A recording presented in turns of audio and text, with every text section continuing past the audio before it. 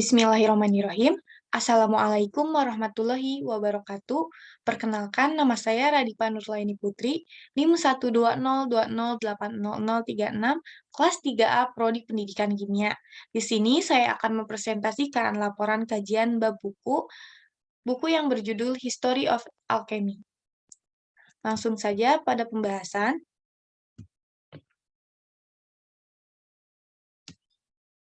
Alchemy and Chemistry in a Age of Transition, atau alkimia dan kimia pada zaman transisi.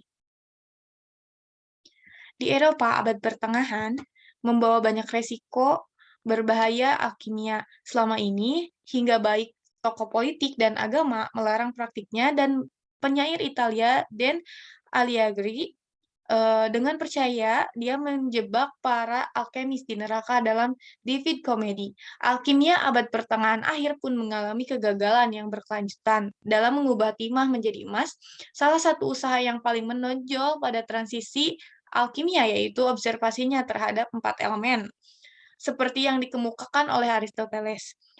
Pencarian obat mujarab kehidupan transmutasi dengan logam dasar menjadi emas ke alkimia modern pada abad ke-17 tidaklah mulus.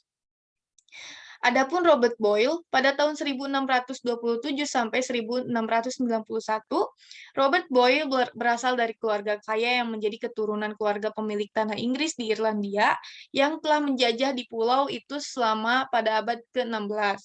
Perubahan keberuntungan membuat ayah Boyle yang dulunya makmur dijebloskan ke penjara karena korupsi. Boyle menyadari tidak dapat memecah bahan kembali menjadi bahan penyusun, dan dengan demikian prioritas tidak akan pernah bisa menjadi alat analisis yang berguna. Next, Isaac Newton, The Last of the Magical. Meskipun Isaac Newton ini sangat terkenal karena pencapaiannya yang luar biasa dalam fisika, ia juga seorang penyidik yang antusias dalam ilmu kimia, mengisi buku catatannya dengan banyak materi tentang berbagai zat seperti merkuri dan antimon. Newton mencurahkan banyak waktu untuk alkimia, membeli beberapa teks alkimia, serta peralatan yang diperlukan. Alkimia telah menjadi usaha yang dipandang rendah. Jadi, Newton memanfaatkan karya-karya tersebut yang tidak diterbitkan, yang berpindah dari satu alkimia ke alkimia lainnya secara informal, dan tidak seperti materi yang dijelaskan dalam fisika, tidak bernyawa. Alkimia melihat materi dipenuhi dengan prinsip-prinsip aktif, merupakan penyebab utama dari fenomena alam. Newton bukan ahli dalam ilmu semua alkimia, meskipun reputasinya mungkin sebagai ilmuwan besar. Waktu yang dihabiskan untuk subjek yang luas. Selanjutnya, ada Chemistry in the Age of Reason. Kimia sekarang dirincikan oleh ketetapan yang pengukuran teori logis yang kaku. Salah satu kemajuan revolusi yang paling awal adalah mengidentifikasi bahan kimia dengan berbeda sebagai bahan yang berbedaan dengan sifat yang uniknya sendiri. Semangat zaman baru dicontohkan oleh orang Prancis yaitu Antonin Lavoisier. Ketertarikannya pada kimia dinyalakan ketika dia masih sekolah hukum. Meskipun dia sekolah hukum, dia lulus dengan ujian pengacara, hatinya akan tetap menjadi milik kimia. Kemudian adapun The Death of Alchemist, yaitu kematian alkimia. Yaitu James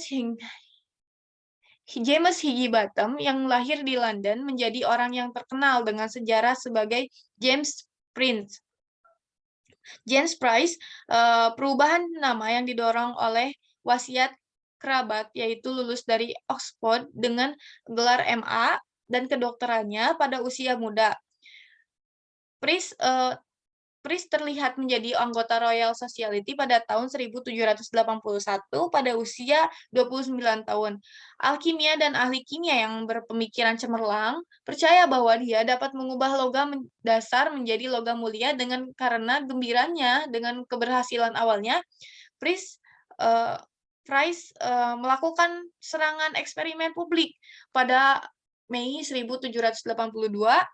Kemudian eksperimen berakhir pada Mei 1782 disaksikan oleh Lord Onslow, King and Palmerston dengan beberapa emas yang dihasilkan dikirim ke Raja George III sendiri. Sebuah pamflet yang ditulis untuk mencatat hasil luar biasa Price, an account of some example on mercury, silver, and gold sangatlah sukses. Kemudian ada cast into the flames atau dilemparkan ke dalam api. Marianne Salt lahir pada tahun 1817 di Prancis, tetapi dia tidak tinggal lama di tanah kelahirannya.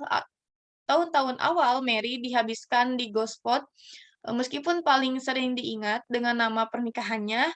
Kontribusi utama Mary pada tulisan alkimia sebenarnya terjadi sebelum pernikahannya. Dia memiliki hubungan yang sangat dekat dengan ayahnya Thomas Salt, seorang peneliti spiritualitas dengan minat yang pada seni hermetis. Dengan ikatan inilah yang mengilhaminya minat Mary dan bekerja pada alkimia dengan pasangan yang sering bekerja sama.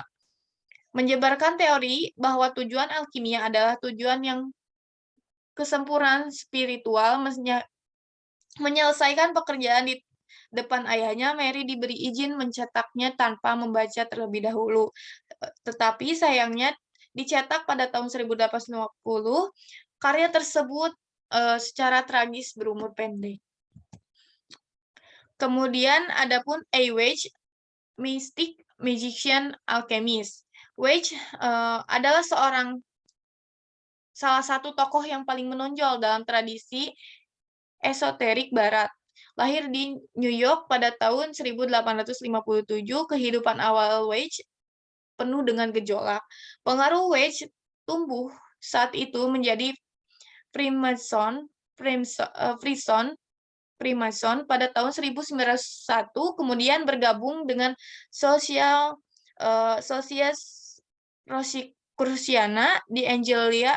Setelah itu, setahun setelah meninggalkan Ordo, Wage membentuk Fellowship of the Rosy Cross pada tahun 1915. Wage menulis banyak sekali buku tentang